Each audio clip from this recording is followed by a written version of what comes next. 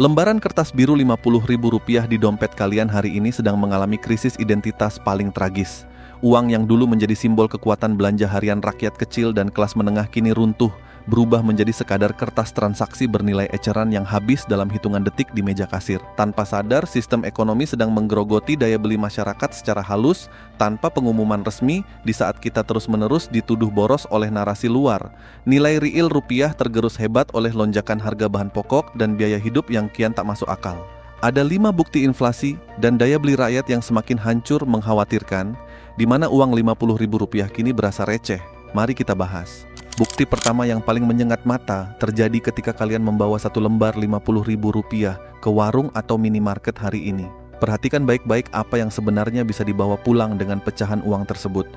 Dulu, pada periode beberapa tahun lalu, angka Rp50.000 sanggup membawa pulang paket lengkap kebutuhan pokok harian, mulai dari beras 2 kg, minyak goreng 1 liter, telur setengah kilogram, hingga beberapa bungkus mie instan untuk stok persediaan harian.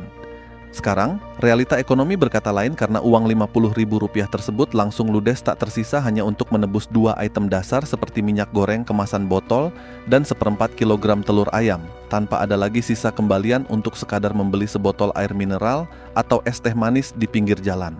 Ini adalah sinyal bahwa nilai tukar real mata uang kita sedang mengalami kemerosotan tajam saat dihadapkan langsung pada kebutuhan primer masyarakat. Bukti kedua adalah hadirnya jebakan terselubung produsen yang dikenal sebagai fenomena shrinkflation. Untuk menghindari kepanikan publik akibat kenaikan harga yang terlalu mencolok dan mempertahankan tingkat penjualan di pasar, produsen secara cerdik tidak menaikkan nominal harga barang, melainkan memangkas ukuran, berat, volume, atau gramasi isi produk tersebut. Kalian mungkin merasa tetap membayar dengan pecahan Rp50.000 untuk paket jajan, deterjen, sabun, atau barang kebutuhan harian yang sama, tetapi secara real, jumlah barang atau nutrisi yang kalian dapatkan jauh lebih sedikit dibanding beberapa tahun lalu. Ini adalah ilusi ekonomi yang sangat berbahaya karena secara tidak sadar, daya beli kita sedang digerus dari 2 sisi sekaligus, yaitu harga barang yang perlahan merayap naik dan porsi fisik barang yang kian menyusut, membuat pengeluaran harian kita terasa makin tidak efisien. Bukti ketiga terpampang nyata dari fakta bahwa gaji naik secara eceran sementara biaya hidup melesat secara grosiran. Kenaikan upah minimum tahunan yang selalu disambut dengan debat sengit antara pekerja, pengusaha, dan pemerintah pada kenyataannya langsung kalah cepat dibanding akumulasi lonjakan harga beras, bahan dapur, biaya transportasi, serta tarif layanan dasar harian. Banyak narasi di luar sana yang secara tidak adil terus menuding rakyat biasa tidak bisa mengelola uang, terlalu boros, atau terlalu sering membeli kopi kekinian sebagai alasan utama mengapa tabungan mereka selalu kering di pertengahan bulan. Padahal secara teoritis dan analitis, ini adalah dampak langsung dari tergerusnya upah real oleh inflasi pangan serta barang konsumsi yang bertumbuh jauh melampaui laju peningkatan pendapatan harian masyarakat, menciptakan jurang pemisah yang semakin lebar antara pendapatan dan pengeluaran harian. Bukti keempat dapat kalian rasakan saat melangkah keluar rumah di mana uang Rp50.000 akan ludes hanya dalam kurun waktu 1 jam saja untuk urusan-urusan mikro yang sangat mendasar. Mengisi bensin motor Rp10.000 agar kendaraan bisa melaju, membayar parkir 2 kali di 2 tempat berbeda, membeli makan siang porsi standar di warung makan pinggir jalan, ditambah 1 botol air mineral sudah cukup untuk membuat lembaran biru tersebut menguap tanpa meninggalkan bekas sedikit pun. Pengeluaran mikro harian yang dahulu dianggap sepele dan tidak memerlukan perhitungan matang kini menjadi beban akumulatif yang sangat berat, membuktikan secara jelas bahwa biaya hidup dasar telah melonjak ke tingkatan yang tidak masuk akal bagi masyarakat kebanyakan yang mengandalkan arus kas harian. Bukti kelima sekaligus yang paling mengkhawatirkan adalah fenomena di mana kelas menengah kini dipaksa masuk ke dalam mode bertahan hidup dan mengandalkan strategi makan tabungan secara terus-menerus. Karena uang Rp50.000 tidak lagi bernilai tinggi, untuk sekadar memenuhi kebutuhan primer, porsi dana yang seharusnya bisa disisihkan untuk tabungan masa depan, portofolio investasi, atau dana darurat keluarga terpaksa dialihkan seluruhnya demi menyambung hidup dari tanggal 1 hingga akhir bulan.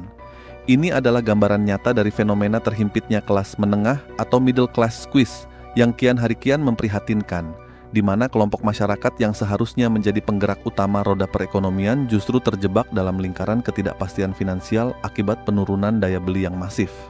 Kondisi ekonomi yang kita hadapi saat ini sesungguhnya menguji pemahaman kita tentang makna kekayaan yang sebenarnya.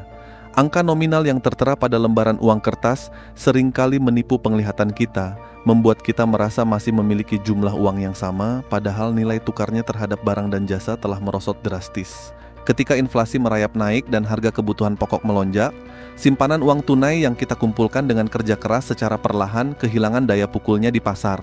Inilah mengapa penting bagi kita untuk mulai mengalihkan sudut pandang dari sekadar mengumpulkan nominal angka menjadi mengamankan daya beli real melalui pengelolaan aset yang lebih tangguh terhadap gempuran inflasi.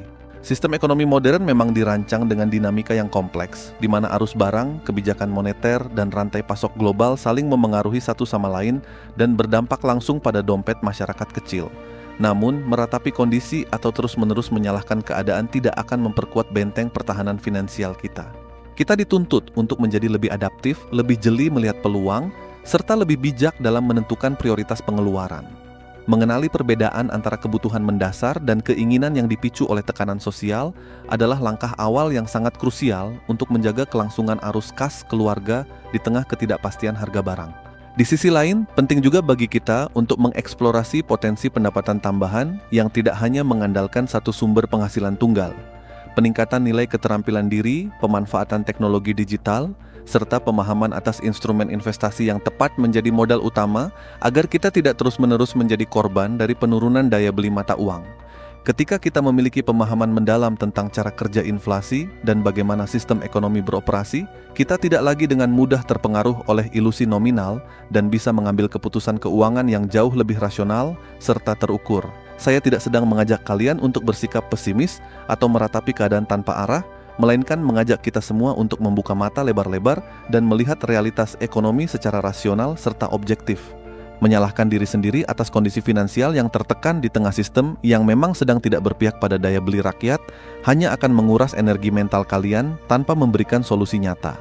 Kita perlu menyadari bahwa mengandalkan satu sumber penghasilan saja di tengah laju inflasi seperti sekarang adalah tindakan yang sangat berisiko, karena nilai real dari uang kertas akan terus menyusut dimakan waktu. Langkah terpenting yang bisa kita ambil hari ini adalah mengubah cara pandang kita terhadap pengelolaan aset, fokus pada peningkatan nilai keterampilan diri yang bisa menghasilkan arus kas baru, serta memprioritaskan alokasi dana pada instrumen yang tahan terhadap gempuran inflasi.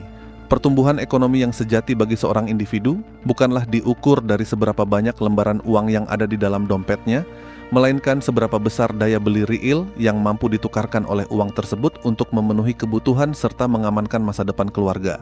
Tetaplah tenang, jaga pemikiran kalian agar tetap kritis, dan jangan biarkan kondisi yang menantang ini mematahkan semangat kalian untuk terus berjuang memperkuat benteng finansial pribadi.